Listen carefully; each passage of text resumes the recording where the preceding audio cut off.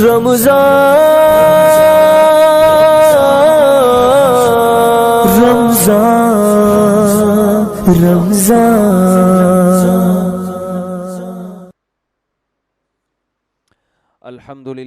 نحمدہ ونصلی علی رسولہ الکریم۔ آج ہم نے چھٹا پارہ پڑھا ہے، تو میں قرآن سامنے رکھ کے درس دیا کروں گا آئندہ، اس میں پھر زیادہ حصہ کور ہو جاتا ہے۔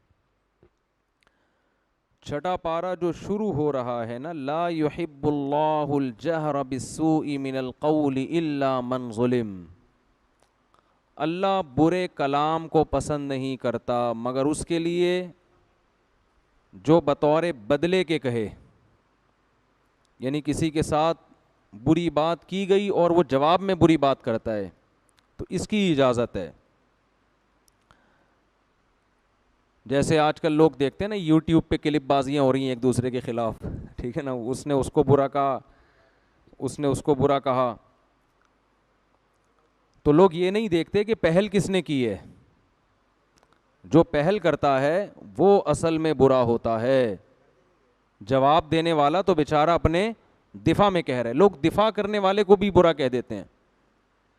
یہ جو المحنت علی المفند کتابچہ ہے نا، اس پہ جو الزامات لگتے ہیں کہ علماء دیوبند نے فلاں فلاں کے خلاف فتویٰ دیا، وہ بھی جواب میں تھا۔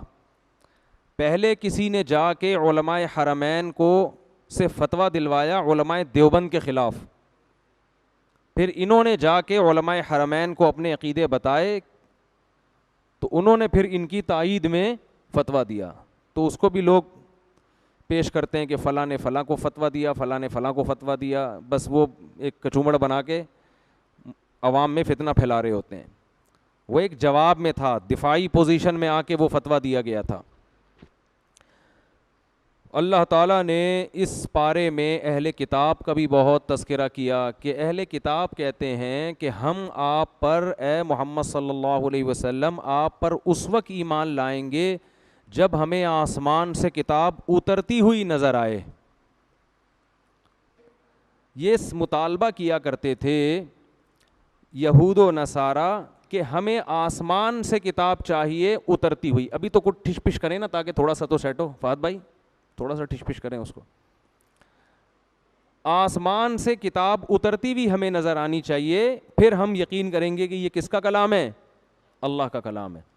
تو نبی صلی اللہ علیہ وسلم ان مطالبوں سے غمزدہ ہوتے تھے، بیہودہ مطالبے ہیں، تو اللہ نے فرمایا کہ آپ غمزدہ نہ ہوں، انہوں نے اپنے پیغمبروں کو اس سے بھی زیادہ ستایا ہے، جن پر یہ ایمان رکھتے ہیں، جن کی کتابوں کو کتاب مانتے ہیں۔ پھر اللہ نے فرمایا فَقَدْ سَأَلُوا مُوسَىٰ أَكْبَرَ مِنْ ذَلِكَ، موسیٰ کلیم اللہ جن کو یہ پیغمبر مانتے ہیں، ان پر تو آسمان سے تورات اترتی ہوئی انہوں نے دیکھی تھی، ان پر تو ان کے 70 گواہوں نے کوہ طور پہ تورات اترتی ہوئی دیکھی تھی، تو اس پر انہوں نے بجائے ماننے کے اگلا مطالبہ یہ کیا کہ جو اللہ یہ کتاب اتار رہا ہے ہم اس اللہ کو اپنی آنکھوں سے دیکھنا چاہتے ہیں۔ سمجھ میں آ رہی ہے بات کہ نہیں آ رہی؟ اس سے ہمیں کیا پتہ چلتا ہے کہ جس نے نہیں ماننا وہ کبھی بھی نہیں مانے گا۔ اس سے ایک اصول پتہ چلتا ہے کہ مدعی کے ذمے اپنے دعوے پر دلیل پیش کرنا ہوتی ہے، وہ دلیل پیش کرنا اس کے ذمے ضروری نہیں ہے جس کا مطالبہ آپ کر رہے ہیں۔ بہت مشکل ہے۔ آج کل مناظروں میں، بحث مباحثوں میں سب سے بڑا فالٹ پتہ ہے کیا ہے؟ اہل باطل کی سب سے بڑی علامت یہ ہے کہ وہ آپ سے اپنی مرضی کی دلیل مانگے گا، نفس دلیل پر گزارا نہیں کرے گا۔ اس کی چند مثالیں دے دوں خاندانی قسم کی ہے بھائی۔ عورتوں اور مردوں کی نماز کا جو فرق ہے نا، اس میں یہ کہتے ہیں حدیث دکھاؤ، ہم یہ کہتے ہیں اجماع امت سے ثابت ہے، دلیل ہو گئی نا۔ حنفیہ کا بھی یہ مذہب، شوافی بھی یہی کہتے ہیں، مالکیہ بھی یہی کہتے ہیں، حنابلہ بھی یہی کہتے ہیں۔ امام احمد بن حنبل امام بخاری کے استاذ ہیں، جو حدیث کے بہت بڑے امام، وہ بھی کہتے ہیں عورت کیا کرے گی؟ سمٹ کے نماز۔ حتیٰ کہ اہل حدیث جو 150-200 سال پرانے، وہ بھی یہی کہتے تھے کہ عورت کیا کرے گی؟ سمٹ کے نماز۔ پوری امت میں صدیوں اجماع چلا آ رہا ہے، تو یہ دلیل ہے نا۔ اب آپ کہیں بخاری میں دکھاؤ، مسلم میں دکھاؤ، یہ ایسے ہی بیہودہ مطالبہ ہے جیسے مشرکین نبی سے کہہ رہے ہیں کہ ہماری مرضی کی دلیل دکھاؤ، اور ہماری مرضی کی یہ کہ قرآن آسمان سے اترتا ہوا نظر آئے ہمیں. سمجھ میں نہیں آ رہی بات؟ قرآن کہہ رہا ہے تمہاری مرضی کی دلیل نہیں لوں گا، میں وہ دلیل دوں گا جو دلیل ہوگی، بس جس سے دعویٰ ثابت ہو جائے گا. وہ دلیل کیا ہے؟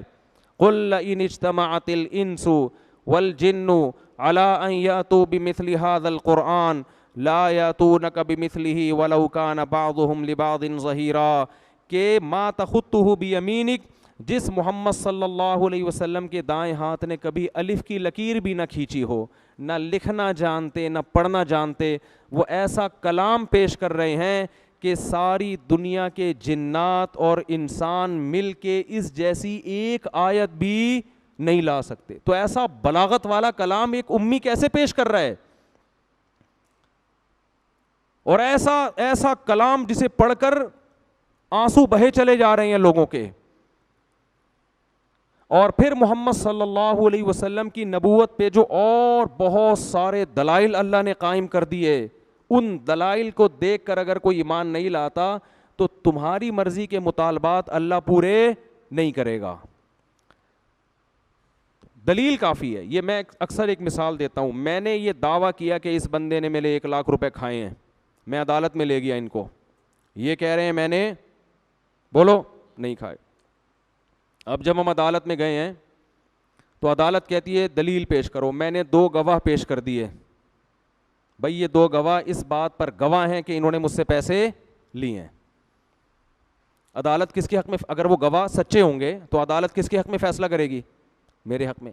لیکن مدعا علیہ کہتا ہے کہ میں ان گواہوں کو نہیں مانتا، جب تک وسیم اور ستار گواہی نہیں دیں گے میں نہیں مانوں گا. بھائی میں، آپ نے جو مفتی صاحب گواہ پیش کیے وہ کلیم اور وسیم ہے، میں ستار اور غفار کے دلائل کو مانوں گا، وسیم اور کلیم کو میں نہیں مانتا. تو یہ اس کا مطلب آپ اپنی مرضی کی دلیل مانگ رہے ہیں. مدعی کے ذمے نفس دلیل ہوتا ہے، آپ کی مرضی کی دلیل کسی آپ کے ذمے نہیں ہے. سمجھتے ہو کہ نہیں سمجھتے؟ بھائی ایک آدمی نے چپل چوری کرتے ہوئے پکڑا گیا، ہم نے CCTV کیمرہ دکھا دیا یہ تو چوری کر رہا ہے. وہ کہہ رہا نہیں یہ والا کیمرے سے نہیں، وہ جو پڑوسیوں کے کیمرہ لگا ہوا ہے نا، جب تک اس کی ریکارڈنگ نہیں دکھاؤ گے میں نہیں مانوں گا. تو یہ وہی بےہودہ مطالبہ ہے. تو اہل کتاب یہ مطالبہ کر رہے تھے کہ آسمان سے کتاب اترتی ہوئی نظر آئے تو ہم مانیں گے. تو اللہ نے فرمایا اے نبی صلی اللہ علیہ وسلم، انہوں نے موسیٰ سے اس سے بھی زیادہ بڑا مطالبہ کیا ہے. فقد سألوا موسیٰ اکبر من ذلک فقالوا ارنا اللہ جہرتاً، ہم جب تک اللہ کو اپنے سامنے نہیں دیکھ لیں گے اس وقت تک یقین نہیں کریں گے. تو اللہ فرماتے ہیں کہ اس لیے ان کے بےہودہ مطالبات سے آپ پریشان مت ہوں. رہا یہ مسئلہ کہ یہودی پھر یہ کہتے تھے اچھا موسیٰ پر تو پوری کتاب اچانک اتر گئی، حضرت موسیٰ پر چلو ہم اللہ کو دیکھنے کا مطالبہ نہیں کرتے، لیکن جیسے موسیٰ کو ایک دفعہ میں پوری کتاب ملی ہے تورات، تو نبی کو بھی قرآن ایک دفعہ میں پورا کیوں نہیں ملا؟ سمجھ میں آ رہی ہے بات کہ نہیں آ رہی ہے؟ اس کا قرآن نے جواب دیا انا اوحینا الیک، اے نبی یہ جن پیغمبروں کو سچا مانتے ہیں ان میں سے کسی کو بھی یکمشت پوری کتاب ایک دفعہ بولو نہیں ملی، صرف موسیٰ کو ملی ہے. کوہ طور پہ جا کے پوری تورات اللہ نے پکڑا دی، باقی کسی کو بھی نہیں ملی. تو جیسے ان کو ایمان لاؤ ان پر بھی ایمان لے کر آؤ. فرمایا انا اوحینا الیک، اے نبی ہم نے آپ پر ایسے ہی وحی نازل کی ہے جبریل کے ذریعے، کما اوحینا الی نوح والنبیین من بعد، جیسے ہم نے نوح پر اور نوح کے بعد پیغمبروں پر، واوحینا الی ابراہیم واسماعیل واسحاق والاسباط وعیسیٰ وایوب ویونس وہارون وسلیمان، ان تمام پر جیسے وحی آئی ہے نا اسی طرح آپ پر بھی وحی آئی ہے. اس میں اللہ نے موسیٰ علیہ السلام کا تذکرہ نہیں کیا. آگے اللہ نے فرمایا بہت سے پیغمبر کا تذکرہ ہم نے کر دیا ہے، بہت سوں کا ہم نے تذکرہ نہیں کیا. اور وَكَلَّمَ اللَّهُ مُوسَىٰ تَكْلِيمًا، اور موسیٰ پر ایسے وحی نہیں آئی جیسے عام پیغمبروں پر آیا کرتی تھی. موسیٰ پر وحی کا انداز بہت مختلف تھا. اللہ کوہ طور پہ بلا کے خود ہم کلام ہوتا تھا. یہ حضرت موسیٰ کی بڑی فضیلت ہے. قرآن میں جتنا نام اللہ نے حضرت موسیٰ کا استعمال کیا ہے اتنا تذکرہ کسی اور پیغمبر کا نہیں ہے. ہمارے حضرت بڑے مزے سے حضرت موسیٰ کا نام لیا کرتے تھے. فرماتے تھے قرآن میں جگہ جگہ موسیٰ موسیٰ موسیٰ موسیٰ. ایسا لگتا ہے اللہ کو حضرت موسیٰ سے کوئی خاص محبت تھی. اور ایک جگہ قرآن میں اللہ نے فرمایا کہ تمام پیغمبروں کا تذکرہ ایک طرف, جب موسیٰ کا تذکرہ آیا نا, وَقَرَّبْنَاهُ نَجِيًّا, اللہ فرماتے ہیں موسیٰ کو ہم نے اپنے قریب کر کے ان سے سرگوشیاں کی ہیں. سرگوشی محبوب سے ہوتی ہے نا, جیسے مجھ سے کوئی لوگ ملنے آئے نا, کہتے ہیں مفتی صاحب پرسنل میٹر ہے, چھاؤں میں آ جاؤ. مجھے پتہ ہے پرسنل میٹر کیا ہوتا ہے, کوئی بھاگ گئی ہوتی ہے, یہ پکڑ کے لانا ہوتا ہے, یہ بھاگ نہیں رہی ہوتی. معذرت کے ساتھ کوئی کسی کا پرسنل میٹر ہو تو بھائی پیشگی معذرت چاہتا ہوں. یہی پرسنل میٹر ہوتا ہے. شادی نہیں ہو رہی اور کیا پرسنل ہوگا, کچھ سوچے نا. شادی نہیں ہو رہی ہے, چھوٹ نہیں رہی. پہلے اس بات کا غم میں ہو نہیں رہی, اب ہو گئی ہے تو سر پہ جوتے لگا رہی ہے, جان کیسے چھڑاؤں. یہی دو غموں میں انسان کی پوری زندگی گزر جاتی ہے. ٹھیک ہے, تو چھاؤں میں. تو اللہ تعالیٰ بھی کیا فرماتے ہیں, جب موسیٰ سے کو ہم نے وحی کرنی ہوتی تھی, موسیٰ کو کہاں بلاتے تھے, چھاؤں میں, کوہ طور کی چھاؤں میں بلا کے ان سے سرگوشیاں کیا کرتے تھے. وَقَرَّبْنَاهُ نَجِيًّا, اللہ فرماتے ہیں کہ ہم نے موسیٰ کو سے سرگوشیاں کی ہیں. تو اللہ کو حضرت موسیٰ سے بہت محبت, اتنا نام موسیٰ کا. دیکھو جس کو اللہ سے محبت ہوتی ہے نا, اس کو اس بات کی لذت کا احساس ہوتا ہے کہ اللہ جب اس کا نام زبان سے لے تو کتنا لطف آئے گا اس میں. ایک صحابی کو رسول اللہ صلی اللہ علیہ وسلم نے بلایا, فرمایا کہ اللہ نے تمہارا نام لیا ہے کہ میں تمہیں سلام کہوں, او کما قال. تو وہ صحابی رونے لگے کہ کیا اللہ نے میرا نام لیا ہے باقاعدہ. ہمارے شیخ حضرت مفتی رشید احمد صاحب رحمہ اللہ تعالیٰ نے مجھے کچھ لکھ کے دیا, کوئی کام لگایا نا, تو اس میں حضرت نے تحریر لکھی کہ طارق سے کہو یہ کتاب نکال کے لائے. وہ مجھے حضرت کے قلم سے اپنا نام ان کی اپنی رائٹنگ میں اتنا اچھا لگا, وہ میں نے پلاسٹک کوٹنگ کرا کے آج تک محفوظ رکھا ہوا ہے. حالانکہ اس واقعے کو میرا خیال ہے 24-25 سال تو ہو گئے ہوں گے. وہ حضرت کی رائٹنگ میں پورا جملے سے میرا, وہ مجھے بڑا اچھا لگ رہا تھا کہ میرا نام انہوں نے اپنے قلم سے لکھا ہے. جب انسان کو کسی سے محبت ہوتی ہے تو اس کی زبان سے اپنا نام اور اس کے قلم سے اپنے نام کے تحریر ہونے میں مزہ آتا ہے. تو اللہ نے حضرت موسیٰ بار بار سورہ طٰہٰ میں دیکھیں, وما تلک بیمینک یا موسیٰ, بات حضرت موسیٰ سے ہی چل رہی ہے. اے موسیٰ تیرے دائیں ہاتھ میں کیا ہے, القیہا یا موسیٰ, اے موسیٰ اسے زمین پہ پھینک دے. حالانکہ تو بات ہی موسیٰ سے ہو رہی ہے. تو اللہ فرماتے ہیں کہ اتنے پیارے پیغمبر بنی اسرائیل کو ملے تھے جن سے اللہ کوہ طور پہ بلا کے بار بار ہم کلام ہوتا تھا, انہوں نے اس پیغمبر کی قدر نہیں کی, بیہودہ مطالبے کیے ان سے. اللہ کو دیکھیں گے, اللہ کو دکھاؤ, نظر تو آ نہیں رہا ہے. تو اس لیے غیر مسلموں کے جو اعتراضات ہوتے ہیں ان کو خاطر میں مت لایا کریں.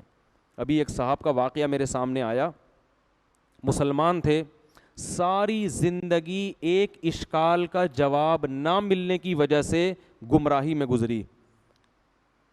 انہوں نے اپنا واقعہ بیان کیا ہے کہ میں کہیں بہت پہلے کی بات ہے, کہیں کسی غیر مسلم نے مجھ پر اعتراض کیا کہ تم مسلمانوں کے جو پیغمبر ہیں معاذ اللہ نقل کفر نباشت, وہ تو معاذ اللہ عیاش تھے, انہوں نے تو 9 شادیاں کی ہیں. بھائی یہ کیسے پیغمبر ہیں, یہ کیسے آخرت کے خوف رکھنے والے. کہہ رہے ہیں یہ اشکال میرے دل میں, اس اشکال نے ایسے وسوسے پیدا کیے کہ میں اسلام سے دور ہو گیا. حالانکہ ان کو چاہیے تھا کسی عالم کے پاس جا کے اپنے اس اشکال کو حل کر لیتے. انہوں نے کہا یار یہ تو بڑا اشکال ہے, 9 بیویاں رکھی ہوئی ہیں ایک ٹائم پہ, اور امت کو 4 سے زیادہ پر کیا لگائی ہوئی ہے, پابندی. اور پھر 9 سال کی عمر کی لڑکی سے بھی شادی کی, حضرت عائشہ سے.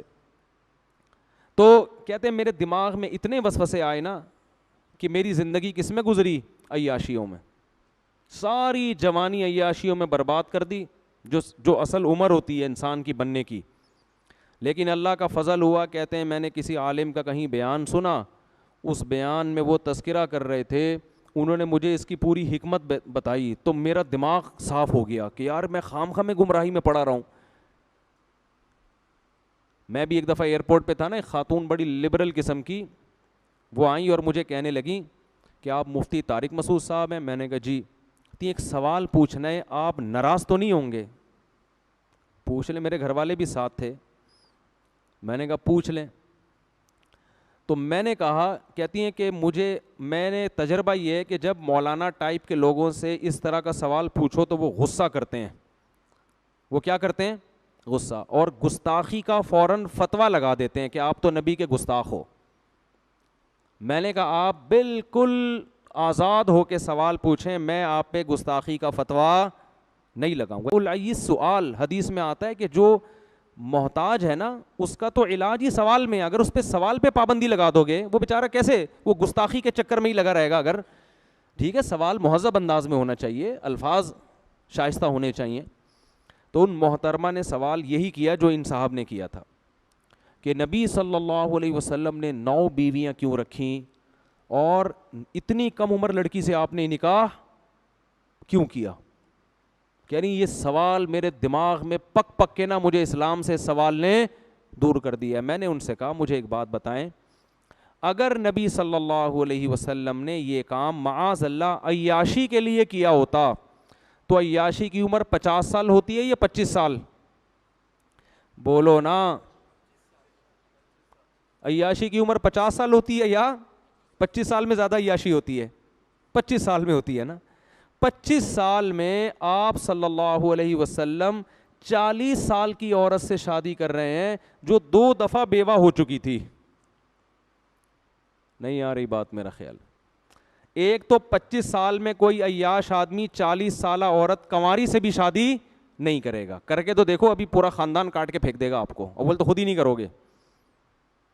نمبر 2, 25 سال کی عمر میں 25 سال کی اگر بیوہ مل رہی ہو تو اس سے بھی کوئی شادی نہیں کرے گا. اور 25 سال کی عمر میں ایسی بیوہ جو 2 دفعہ بیوہ ہوئی ہو اور اس کی عمر 25 سال ہو, اس سے بھی کوئی شادی نہیں کرے گا. تو 2 دفعہ بیوہ ہوئی ہے. تو نبی ایسی خاتون سے پہلی شادی کر رہے ہیں 25 سال کی عمر میں جو بیوہ بھی ہے, 2 دفعہ بیوہ, اور عمر بھی کتنی ہے, 40 سال. اور عرب میں 10 بیویاں رکھنے کا رواج تھا. یہ تو اسلام نے 4 پہ آ کے باؤنڈ کیا ہے. 10 بیویاں رکھنے کا رواج تھا, مگر 15 سال جو جوانی کا بہترین حصہ ہے وہ اسی ایک عورت کے ساتھ گزار دیا, دوسری شادی نہیں کی. بہت مشکل ہے بات سمجھانا. اس سے صاف پتہ چلتا ہے کہ ہمارے نبی کے مزاج میں عیش و عشرت بولو نہیں تھا. حالانکہ عرب میں کم عمر لڑکیوں سے شادی کا رواج بھی اور 10 بیویاں رکھنے کا رواج تھا. بہت سے صحابہ مسلمان ہوئے ہیں نا, تو جب اسلام قبول کیا ان کے نکاح میں 10 بیویاں تھیں. آپ نے فرمایا 4 کو رکھو, باقی سب کو کیا کر دو, چھوڑ دو. 4 سے زیادہ کی اجازت نہیں ہے. تو جس ماحول میں 10 بیویاں رکھنے کی اجازت ہے, جس میں آپ کو آفریں کی جا رہی ہیں کہ آپ اپنے مشن سے پیچھے ہٹ جائیں, عرب کی سب سے خوبصورت ترین عورتوں سے ہم آپ کی شادی کرا دیں گے, لیکن آپ صلی اللہ علیہ وسلم فرماتے ہیں کہ میرے ایک ہاتھ پہ چاند اور ایک پہ سورج رکھ دو گے, میں اپنے مشن سے پیچھے نہیں ہٹوں گا. اور 15 سال آپ نے 40 سالہ بیوہ کے ساتھ گزار دیے, جوانی کا بہترین حصہ. جبکہ کلچر اور ماحول اور معاشرہ آپ کو زیادہ شادیوں کی پرمیشن کیا ترغیب دے رہا ہے. اس زمانے میں کلچر تھا, ایک کو معیوب سمجھا جاتا تھا. پھر جب آپ کی عمر 50 سال ہوتی ہے اور ہجرت کا وقت آتا ہے, اس وقت آپ دھڑا دھڑ نکاح کرتے ہیں. یہ صاف بتانے کے لیے کہ آپ نے جو اتنی بیویاں رکھیں یہ اپنے مزاج یا معاذ اللہ عیش کی وجہ سے نہیں, بلکہ اسلام کے حکم کی وجہ سے. کیونکہ اسلام کے احکام نبوت کے بعد اور ہجرت کے بعد آنا شروع ہوئے ہیں. ہجرت سے پہلے اسلام کے تفصیلی احکام نہیں آئے تھے. بات آ رہی ہے سمجھ میں؟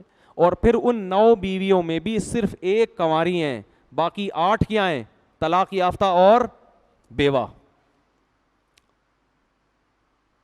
جبکہ عرب کا کلچر اجازت دے رہا ہے 10 بیویاں رکھنے کی بھی, تو آپ نے 9 رکھی, وہ بھی 50 سال کے بعد.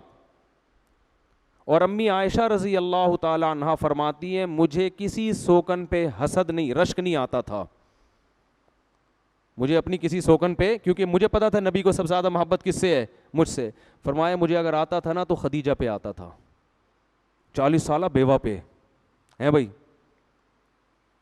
جن کا انتقال ہو چکا تھا. نبی موت کے بعد بھی ان کو یاد رکھتے تھے. ایک دن امی عائشہ نے فرمایا یا رسول اللہ, بڈھی عورت سرخ جبڑوں والی آپ اسے کیوں سوچتے ہو, اسے کیوں یاد رکھا ہے آپ نے؟ آپ صلی اللہ علیہ وسلم کو غصہ آ گیا. تو جو عیش پرست ہوتا ہے وہ اپنی بوڑھی بیوی کو یاد رکھتا ہے؟ بولو ہے بھائی, وہ کبھی یاد نہیں رکھتا. امی عائشہ فرماتی مجھے اگر غیرت آتی تھی نا, غیرت جیسے عورت میں ہوتا ہے نا کہ بھائی, تو وہ کس پہ آتی تھی؟ وہ نبی کی حضرت صفیہ رضی اللہ تعالی عنہ حسن و جمال میں مشہور تھیں. حضرت عائشہ کا حسن و جمال نہیں تھا, حضرت عائشہ کو نبی سے جو یعنی اتنا نہیں تھا, نبی کو جو امی عائشہ سے محبت تھی وہ آپ کی علم اور فقہی بصیرت اور ذہانت کی وجہ سے تھی. ذہین بے انتہا تھیں, اس لیے محبت تھی. ورنہ آپ صلی اللہ علیہ وسلم کی دوسری زوجہ حضرت عائشہ سے زیادہ خوبصورت تھیں, لیکن اس خوبصورت بیوی پہ حضرت عائشہ کو رشک یا غیرت نہیں آتی تھی. ان کو پتا تھا نبی کی طبیعت ان کی طرف زیادہ مائل نہیں ہے, اگرچہ وہ خوبصورت ہیں. نبی مجھ سے زیادہ محبت کرتے ہیں کیونکہ اللہ نے مجھے ذہانت دی ہے, علم دیا ہے, اور میں ابو بکر کی بیٹی ہوں. لیکن امی عائشہ فرماتی ہیں مجھے اگر غیرت کسی زوجہ پہ آتی تھی, یعنی غیرت کا مطلب جیسے سوکن میں ہوتا ہے نا کہ کاش وہ زوجہ آپ کی زندگی میں نہ آتی, وہ کس پہ؟ خدیجہ پہ. ایک ہندو نے لکھا ہے, میں نے خود پڑھا ہے ہندو کی کتاب میں, ہندو نے لکھا ہے کہ اس قدر اپنی پہلی بیوی سے محبت کرنا جس کی عمر بھی زیادہ ہو, یہ عیش پرست آدمی کا کام نہیں ہو سکتا. اور امی عائشہ نے جب فرمایا نا کہ آپ ان سے اتنی محبت کیوں کرتے ہیں, فرمایا اے عائشہ اس نے مجھے اس وقت سہارا دیا جب میری قوم نے مجھے دھتکار دیا تھا. تو آپ ان کی کوالٹیز دیکھ رہے ہیں, صفات دیکھ رہے ہیں. عیش پرست آدمی صرف شکل دیکھتا ہے, اوصاف نہیں دیکھتا. تو ہندو نے لکھا ہے کہ نبی نے جو بڑی عمر میں جا کے اتنی شادیاں کی ہیں, ہندو اس کا اعتراف کرتا ہے کہ اس سے صاف پتہ چلتا ہے اس عمل کا مقصد اپنی قوم کے مردوں کو کثرت نکاح کی ترغیب دینا تاکہ وہ بھی معاشرے کی بے سہارا عورتوں کو سہارا دیں. آئی بات سمجھ میں کہ نہیں آئی؟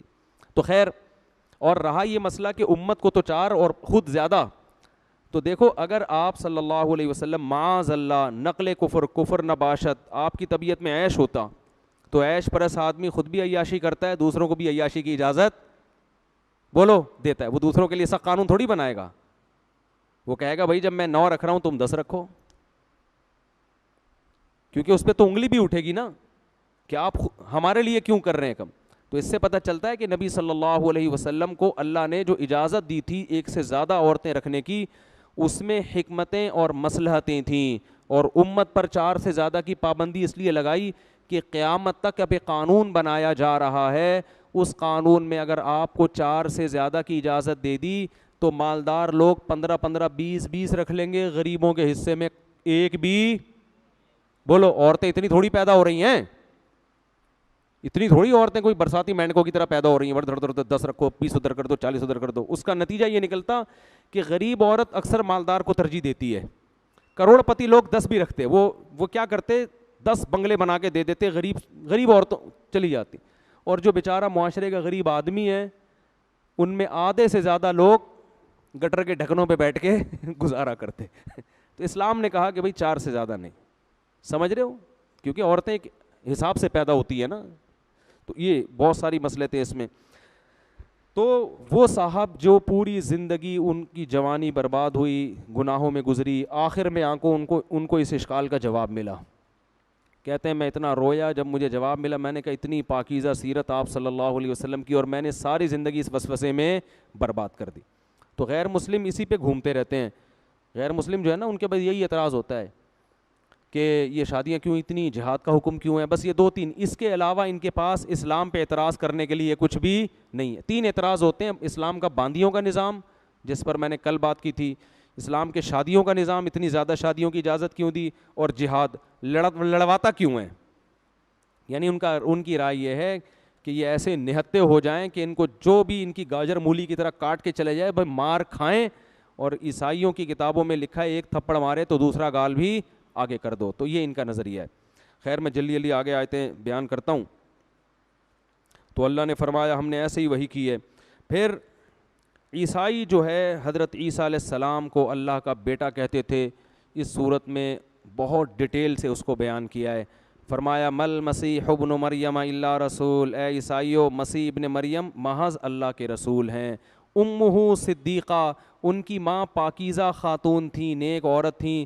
کانا یاکلان الطعام، ماں بیٹے مل کے کھانا کھایا کرتے تھے. جو کھانا کھاتا ہے نہ وہ خدا ہوتا ہے نہ خدا کا بیٹا ہوتا ہے. آگے اللہ نے فرمایا وَلَا تَقُولُوا ثَلَاثَةٌ، یہ تین کا لفظ اپنی ڈکشنری سے نکال دو اے عیسائیو. کہتے ہیں نا تین ہے، تین کا مجموعہ ایک ہے، اس طرح کے گھماتے رہتے ہیں. انتہوا خیرا لکم، باز آ جاؤ اس میں تمہاری بہتری ہے، باز آ جاؤ اس میں تمہاری بہتری ہے. اور فرمایا وقال المسیح یا بنی اسرائیل، اللہ جو دعویٰ کر رہا ہے مسیح علیہ السلام کا بھی یہی دعویٰ تھا کہ اے بنی اسرائیل عبادت صرف کس کی کرو؟ اللہ کی. اور اللہ فرماتے ہیں دونوں کھانا کھایا کرتے تھے. انظر کیف نبین لہم الآیات، اتنی سینس نہیں ہے جو کھانا کھاتا ہے وہ معبود نہیں ہوتا. دیکھو ہم کیسے کھول کھول کے اپنی آیتوں کو بیان کر رہے ہیں. ثم انظر، پھر ذرا ان کو بھی دیکھو، انا یوفکون، کدھر کھوپڑی ان کی گھوم رہی ہے. عیسائی کو آپ یہ آیتیں سنائیں نا کہ تمہاری تو خود کتابوں میں لکھا ہے کہ حضرت عیسیٰ کھانا کھاتے تھے، حضرت مریم کھانا کھاتی تھیں. جو کھانا کھاتا ہے وہ خدا کہاں سے ہوتا ہے؟ تو سیدھی سی بات ہے، دو اور دو چار کی طرح فوراً بولنے بھائی نہیں ہوتا، وہ خدا نہیں ہے، نہ خدا کے بیٹے ہیں، خدا نے کسی کو نہیں جنا. لیکن اللہ فرماتے ہیں دیکھو انا یوفکون، کدھر کھوپڑی ان کی کیا ہوتی ہے؟ گھومتی. جیسے ہندو کے سامنے آپ بولو بھائی تو نے اس کو بنایا اپنے ہاتھوں سے، تو اس کو پوجتا ہے، یہ تیرا حاجت روا مشکل کشا، یہ بھگوان کیسے ہو سکتا ہے؟ دو اور دو چار کی طرح ہے نا بات. لیکن ہندو پھر بات کو گھمانا بولو شروع، پھر ادھر کی ادھر، ادھر کی ادھر. ایکچولی یوں ہوتا ہے، ایکچولی خدا نے بھگوان اور ہے روحیں اور ٹوپی ڈرامہ، ایک لمبی تقریر شروع ہو جائے گی. ایک انگریز مسلمان ہوا، اتنی لمبی داڑھی، میری ملاقات ہوئی. میں نے کہا یار آپ کو کس نے تبلیغ کی تھی اسلام کی؟ کہہ رہا میں خود مسلمان ہوا ہوں. میں نے کہا کیا چیز آپ کو اسلام میں اچھی لگی؟ کہتا ہے میں نے دنیا کے بڑے بڑے جتنے مذہب ہیں سب کا مطالعہ کیا، اسلام میں ایک چیز بڑی خاندانی، عقیدے دو اور دو چار کی طرح صاف ہے، دو اور دو چار کی طرح سیدھی بات کرتا ہے. اسلام بات کو گھماتا بولو نہیں ہے، دو اور دو چار کی طرح سیدھی سیدھی بات کرتا. کیسی سیدھی سیدھی باتیں اسلام نے کی ہیں. آگے اللہ نے فرمایا کہ مسیح علیہ السلام کا بھی یہی دعویٰ تھا کہ اے لوگو اللہ کی عبادت کرو. وہ تمہیں اپنی عبادت کرانے کے لیے دنیا میں نازل نہیں ہوئے تھے. اور پھر اللہ نے اس میں سورہ مائدہ نازل کی. بس جلدی سے اس کو ختم کرتا ہوں میں. سورہ مائدہ میں اللہ نے جو جو چیزیں کھانے کی ہم پر حرام ہیں وہ بیان کی. حرمت علیکم المیتہ، مردار کھانے کی اجازت نہیں. بکری مر گئی اٹھا کے کھا لیا، چائنا والے کھا لیتے ہیں مرا ہوا کتا بھی، ہمیں مری ہوئی بکری کھانے کی بھی اجازت؟ بولو کوئی چائنا والے بیٹھے ہوں تو پیش کی معذرت بھائی. فرمایا والدم، خون کی اجازت نہیں ہے. انسان ہو تم، ہم خون نہیں پی سکتے، سمجھ رہے ہو؟ اور یہ جو اونٹ کا خون نکال رہے ہوتے ہیں نا گھٹنوں پہ ڈالنے کے لیے جوڑے، یہ بھی چھوڑ دیں. یہ خون ناپاک چیز ہے، استعمال کی چیز نہیں ہے. اکثر میں نے دیکھا خون کو اونٹ کو نہر کرتے ہیں لوگ، بالٹیاں لے کے کھڑے ہوتے ہیں پتہ نہیں گھٹنوں کے درد کے لیے. گندی ناپاک چیز ہے، چھوڑ دو بھائی اس کو اپنے حال پہ. اللہ فرماتے خون بھی تم پر حرام ہے. ولحم الخنزیر، خنزیر سور کا گوشت بھی حرام ہے. وما اہل لغیر اللہ بھی، جس جانور پر اللہ کا نام نہ لیا جائے، اللہ کے علاوہ کا نام لیا جائے، وہ جانور بھی حلال نہیں ہے. یہاں تو اللہ نے یہ فرمایا، دوسرے مقام پہ فرمایا جس جانور پہ اللہ کا نام نہ لیا جائے وہ بھی مت کھاؤ. اس سے پتہ چلتا ہے کہ جو یورپ میں مشینی ذبیحہ ہے یہ بھی حرام ہے. نئے نئے مفتی مارکیٹ میں آ رہے ہیں، ہر حرام کو نہ کچھ گھما پھرا کے حلال کر کے کھا جاتے ہیں. امریکہ میں، فرانس میں، آسٹریلیا میں آپ کو جدید مفتی ملیں گے غامدی صاحب جیسے، وہ کہتے ہیں کوئی بات نہیں، مشین پہ اللہ اکبر چل رہا ہے نا تو چکن ذبح ہو رہی ہے تو اللہ کا نام تو ہو گیا. جب قرآن کہتے ہیں نا اللہ کا نام، اس سے مراد کوئی بندہ ہو پراپر طریقے سے اللہ کا نام لے، کیسٹ نہیں اس سے مراد ہے. اب بتاؤ ٹیپ ریکارڈ یہاں رکھ کے چلے جاؤ آپ، میں تراویح پڑھا رہا ہوں نا تو میں اپنی آواز میں قرآن پڑھ کے ٹیپ چلا کے چلا جاؤں تو نماز ہو جائے گی؟ ہے بھائی؟ او بھائی بندہ کھڑا ہو آگے ٹھیک ہے نا، بندہ کھڑا ہو.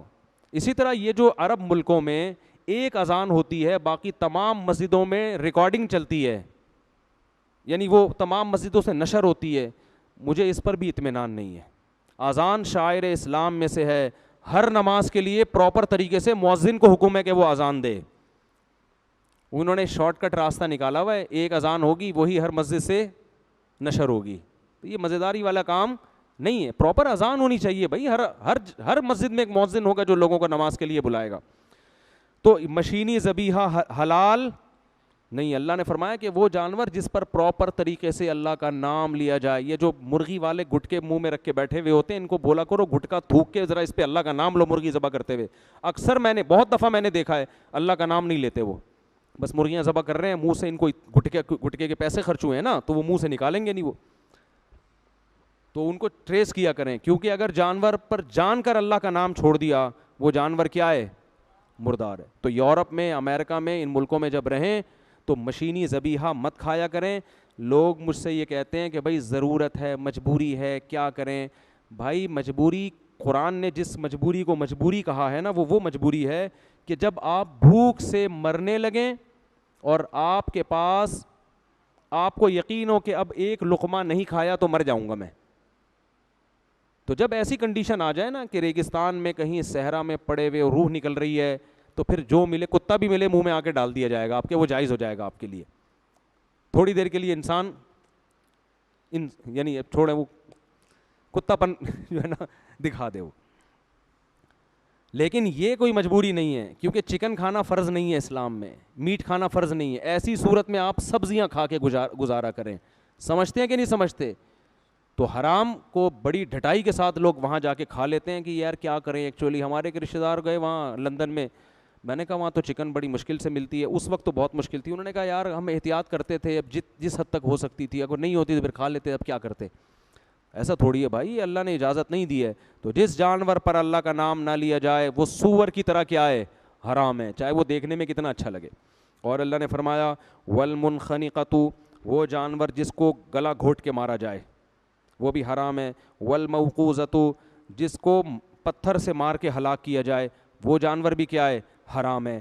اسی وجہ سے بر صغیر کے علماء کہتے ہیں کہ گولی کا شکار بھی حلال نہیں ہے اس آیت کی روشنی میں, کیونکہ قرآن کہہ رہا ہے موقوذہ, جس چیز کو پتھر سے مار کے ہلاک کیا جائے وہ کیا ہے, حرام. یعنی دھار والی چیز تو حلال ہے, جیسے تیر ہے یا چھری میں دھار ہوتی ہے نا, تو گولی جو ہے نا, گولی اس میں دھار نہیں ہوتی. یہ جو آر پار ہوتی ہے یہ دھار کی طاقت سے نہیں ہوتی بلکہ پھینک کی طاقت سے ہوتی ہے. تو یہ بھی پتھر ہی کے حکم میں ہے. پتھر کبھی پتھر کا ہوتا ہے, کبھی لوہے کا بھی ہو سکتا ہے وہ. تو قرآن نے کوئی فرق نہیں کیا. یعنی آپ کسی جانور کو کھینچ کے پتھر ماریں اللہ اکبر کہہ کے, وہ پتھر اس کے آر پار ہو جائے گا, اس سے خون نکلے گا, پھر بھی وہ جانور حلال نہیں ہوگا. اب بعض عرب علماء کہتے ہیں کہ گولی جو ہے نا وہ کیا کرتی ہے, خون بہا دیتی ہے جانور کا, اس لیے وہ حلال ہے. ہم یہ کہتے ہیں کہ قرآن نے کہا پتھر سے مارا ہوا جانور حرام ہے, اس میں قرآن نے کوئی شرط بیان نہیں کی کہ اس کا خون نکلے یا نہ نکلے.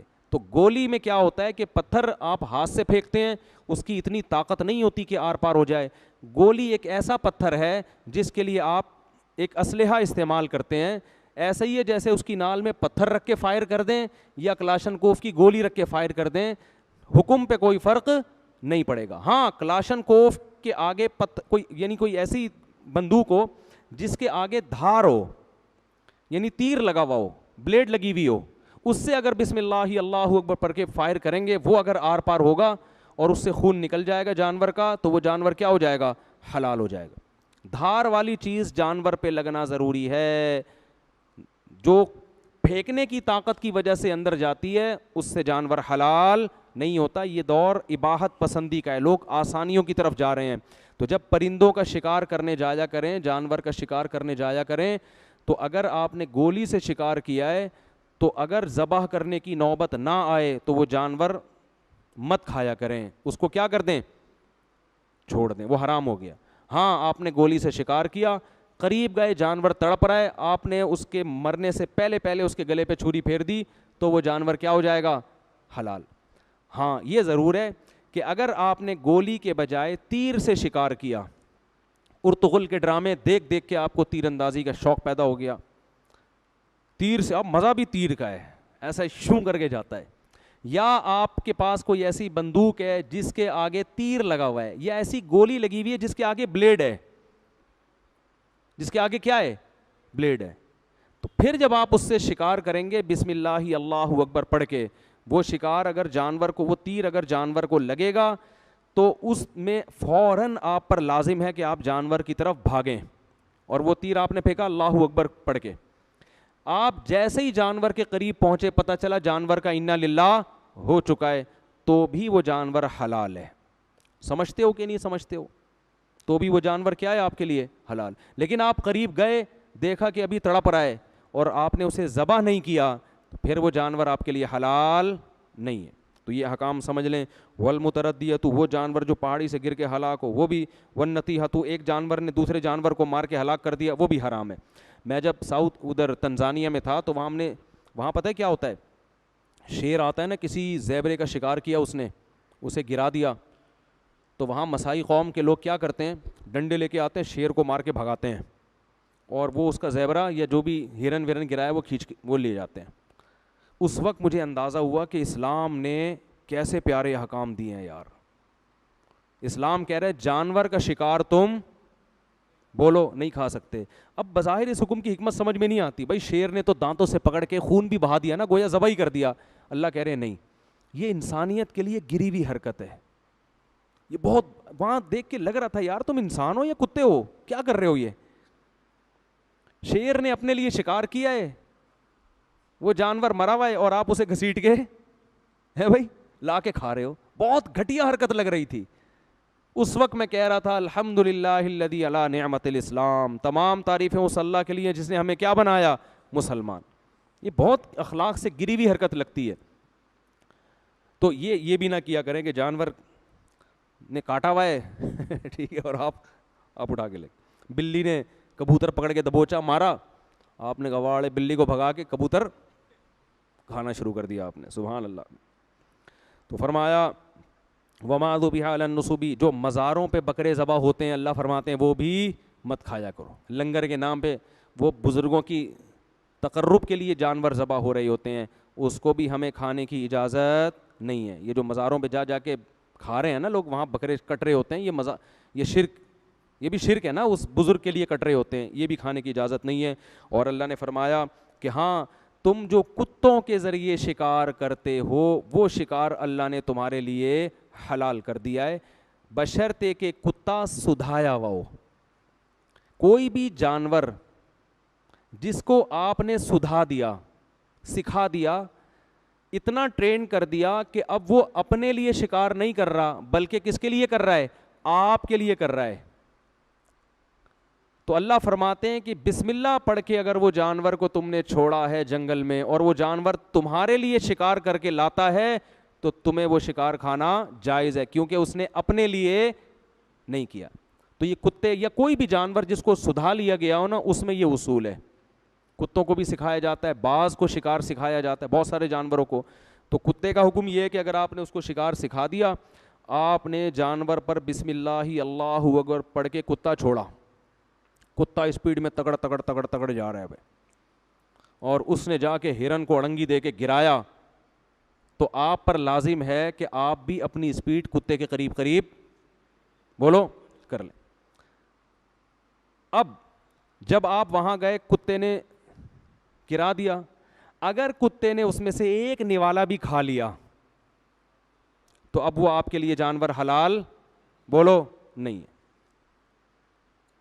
کیونکہ یہ اس کا مطلب یہ کتے نے کتا پن کیا ہے اس دفعہ، یہ اس نے آپ کے لیے نہیں بلکہ بولو بھائی یہ ابھی صحیح طرح سیکھا ہی نہیں ہے. خود اگر ایک نوالا بھی کھا لیا نا تو یہ کتے نے کیا کیا اس دفعہ؟ کتا پن دکھایا پورا ٹھیک ہے، ابھی یہ سیکھا نہیں ہے.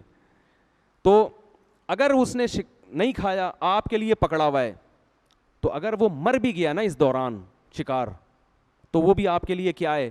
حلال ہے. اس لیے کہ کتے کے جو نوکیلے دانت ہیں وہ تیر ہی سمجھے جائیں گے. گویا کتا آپ نے پھینکا ہے تو تیر پھینکنے کا ایک یہ بھی طریقہ ہے، ٹھیک ہے نا، یہ بھی جانور آپ کا ایک آلے کے طور پہ کام کر رہا ہے. تو کتے نے جو دانتوں سے اس کو پکڑ لیا تو یہ جانور کس کے آئے؟ لیکن یہ ضروری ہے کہ آپ کے پہنچنے سے پہلے پہلے جانور مر چکا ہو. اگر آپ قریب گئے اور جانور زندہ تھا تو پھر آپ پر فوراً اس کو ذبح کرنا لازم ہے. ذبح نہیں کیا تو پھر یہ حلال نہیں ہوگا. سمجھتے ہو کہ نہیں سمجھتے؟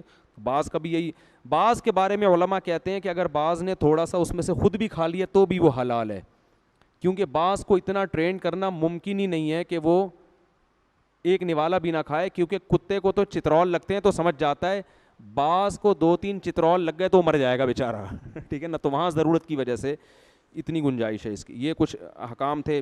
بس میں جلدی سے بنی اسرائیل کا ایک واقعہ سنا دوں, بہت اہم آیتیں ہیں اصل میں. بنی اسرائیل نے کیا کیا تھا, اللہ نے ان کو حکم دیا. موسیٰ علیہ السلام جب فرعون غرق ہو گیا نا, بنی اسرائیل کو اللہ نے حکومت, وہاں بنی اسرائیل چلے گئے, پھر اللہ نے حکم دیا بنی اسرائیل کو جاؤ بھائی اب خود بھی کچھ جہاد کرو. تو یہ کہنے لگے کہ وہاں تو بڑے طاقتور لوگ ہیں, اے موسیٰ ہم نہیں جا سکتے, ہم لڑ نہیں سکتے. غلام بن کے نا سوچ کے غلام بن چکے تھے وہ.